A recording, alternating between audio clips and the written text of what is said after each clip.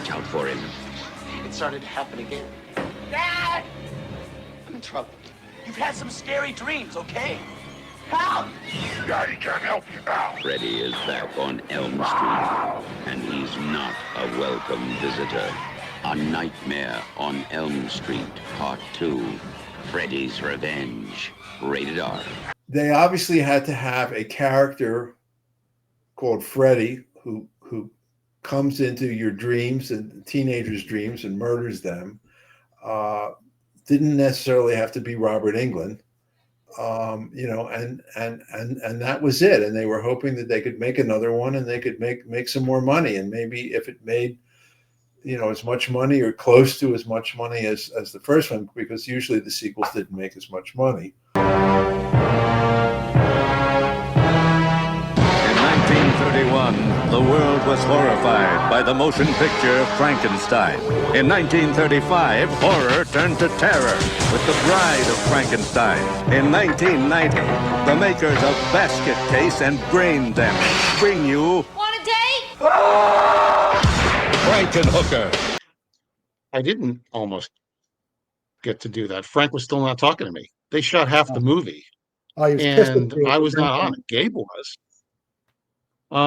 There was something. Edgar finally called me. Like, they literally were 3/4 of the way done with the shoot before I finally got the call to go to New York. They'd blown up the hookers already. They'd done like everything.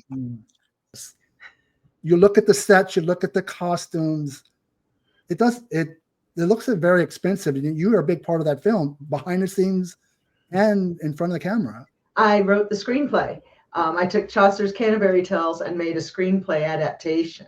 We had costumes from Universal Studios. I went to Universal Studios, to their sound stages, saw their huge warehouses of costumes, and picked out costumes for the show. They knew exactly what we were doing. That was fine. They said, your money still spends. We don't care what kind of production it is.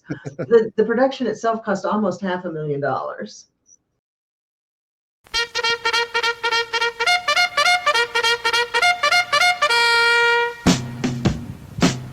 Russ Myers, Beneath the Valley of the Ultra Vixens.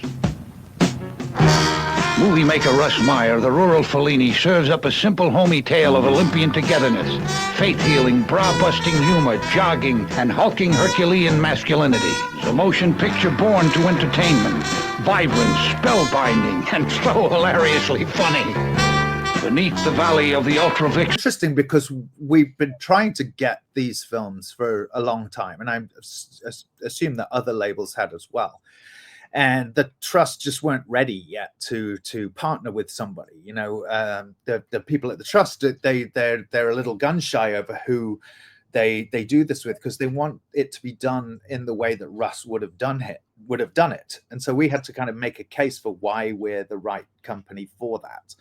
And initially they were like, well, you're a horror movie company. But of course, then we could go back to what our origins were. And we did a whole big, long thing about, we've got everything from, internationally renowned erotic films to Oscar winners films to, all this kind of thing. So we were able to really make a case for it. Benet's Bloody Bits. Welcome to Triple B. My name is Jason Benet. I'm at the Vinegar Syndrome website, and we're here to preview the Black Friday sale. First up to bat, we have a couple of secret titles. And here's what it says about those.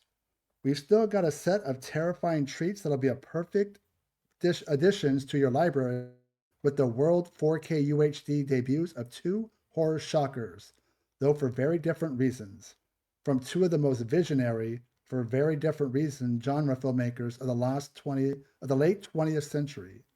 One of which is so infamous we can risk saying no more. I have a guess of what those two could be. Probably be completely wrong, but you never know. We have a new VSU.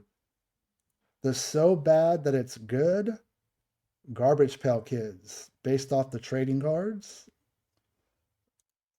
Great artwork.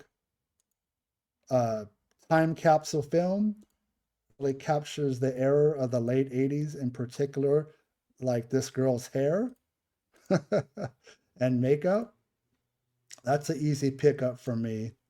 Sometimes The worse the film is, the better it makes you feel.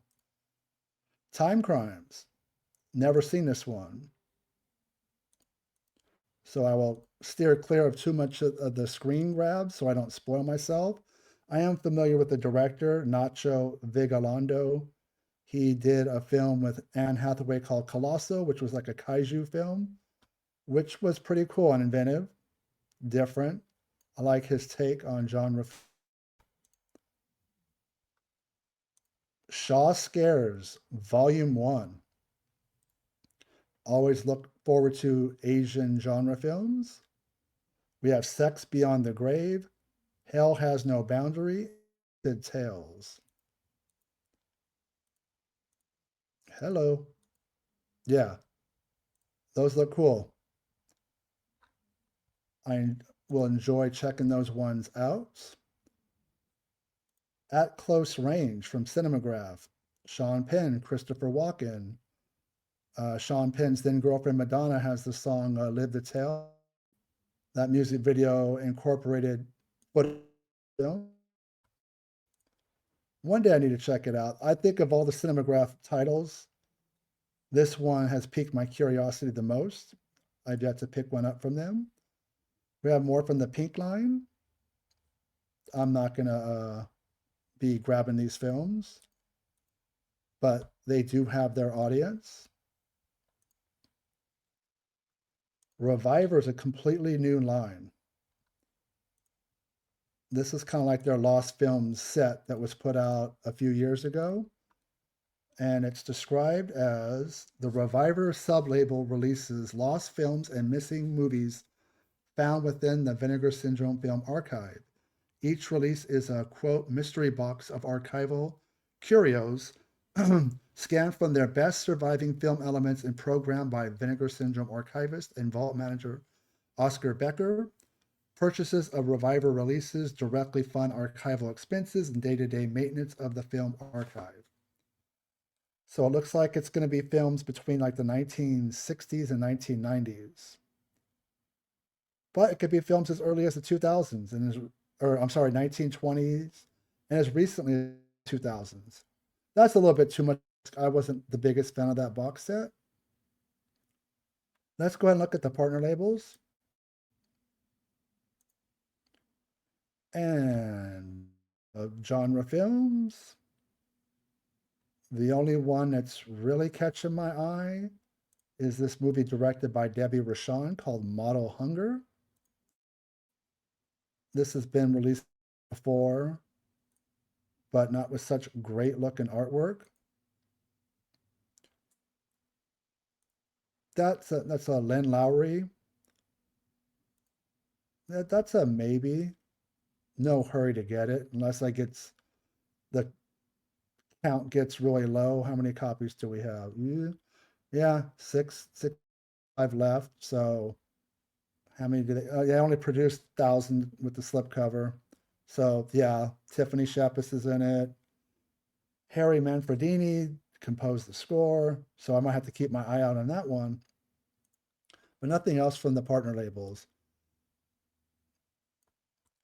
So the mystery titles.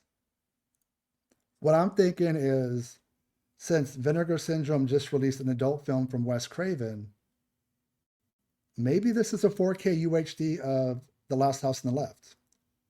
A great film, difficult one to watch. It doesn't have a lot of repeat value because of the ugly, repugnant nature of the film, but it is a different Wes Craven. This was, The Hills, Last House on the Left, A Fireworks Woman, the adult film he did. You don't think about that when you think of Wes Craven. Obviously, you think of his more A Nightmare on Elm Street and Scream and things like that. So that's one guess. And the other one, and I'm kind of just getting this off of the vibe I'm hearing on the net, is Lucio Fulci's A Lizard in a Woman's Skin, which I have on DVD, but I never bought on Blu-ray. So I'm cool if that's a 4K UHD upgrade. But we'll see. I could be right on the money or I could be completely wrong. We'll find out during the Black Friday sale in just a couple of weeks. But what do you guys think of the titles that have been announced today? You picking anything up? And yeah, that's it for today. I'll be back soon with more unboxings and looking at physical media. And I haven't done a Where's the Blu-ray in a long time. So I'm thinking I need to do a couple of those. But thank you guys for watching. Stay scared and talk to you soon.